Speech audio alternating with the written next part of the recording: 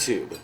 Welcome back to Created by Cody. We have a really cute episode this week. Today, whichever time period. Today we're going to do another episode of the Tasteless Chef. And the featuring part of this is Mother's Day. It also has to do with the first time that I ever cooked before. So when I was 8 years old, I remember calling my dad on the phone and having him talk me how to cook breakfast for Mother's Day. And I was like small to the point where I was standing on a chair kind of situation. And I made pancakes, bacon, and fresh squeezed orange juice. And so today, although I'm not much of a breakfast person, today's about breakfast for Mother's Day. The cool thing about that is that I'm 28 years old, so this upcoming Mother's Day marks the 20-year anniversary that I ever cooked anything before. So the cool thing about this is that if I could do it when I'm 8 years old, that means that anybody can do it. Even though I'm not a breakfast person, what I like about doing stuff like this is that it's nice to learn so you can do it for other people. Please enjoy the video. Let me know what you like in the comments. Let me know what you'd like to see in the future. And whether it's welcome to or welcome back, thanks for stopping by the channel, and I'm gonna get into it.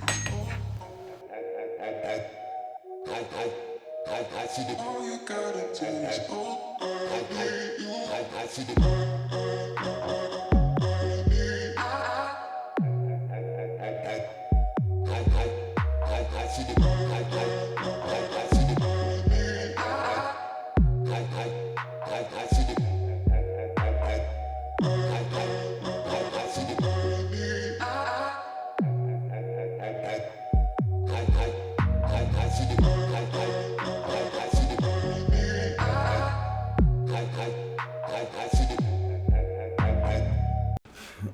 Alright, step 1, 2 bowls.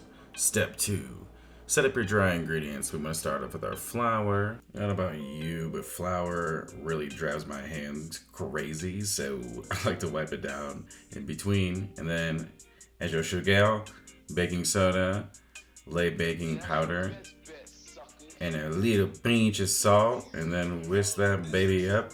And that's your dry ingredients. For your wet ingredients, crack an egg, a single egg, a lone star egg.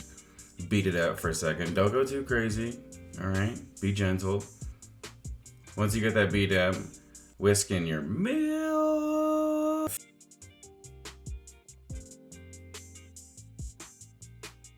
Putting that into your dry ingredients.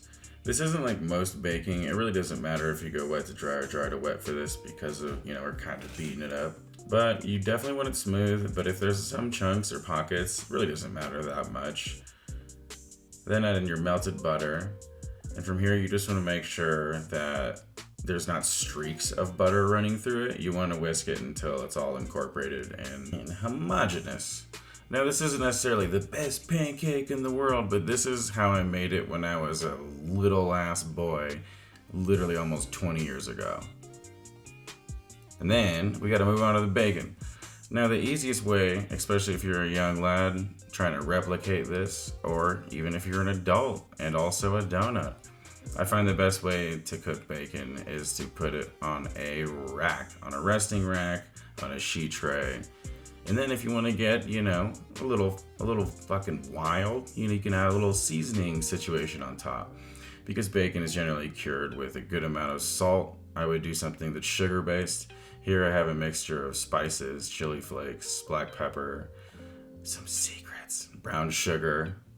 I'm just gonna lightly layer that so when it goes in the oven, it just kind of laminates and gets all nice and pretty. I'm gonna take a little picture for Instagram real quick and then line these babies up.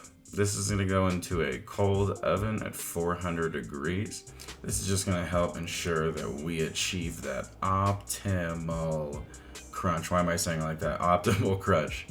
You can totally do this with a nonstick pan. The first time I ever did this was in a stainless. So vegetable oil, wipe it out, heat it to medium high, add in a little pat of butter, and then spoon, a healthy little spoon situation, 1 metric spoon, some spoonage. And then once you see those bubbles form, add a little pat of butter and then gently flip it. Be gentle. Boom! And he sticks the landing. Ladies and joims. Perfect. Continue on that medium high until it's kind of like bouncy, but not necessarily soft by any means.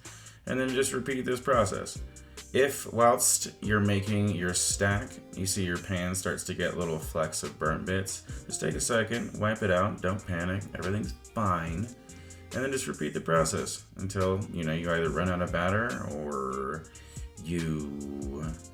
whatever option B would be in that scenario. Look at that bacon. Sorry, I got distracted. All right, and then make your jouesse. So I'm just gonna line up all my citrus and try to make this as painless as possible. I broke my juicer the other day, so I just gotta, give these the old 1-2, as whoever they are say. And then once you have your juice all, juiced, bacon comes out of the oven, pancakes are still hot, it's time to plate up. Here's some strombetis if you wanted to add some strawberries or whatever. I know I added a fruit when I was a kid, but I really can't remember which one it was. So for the time being, it's just gonna be the strawberries.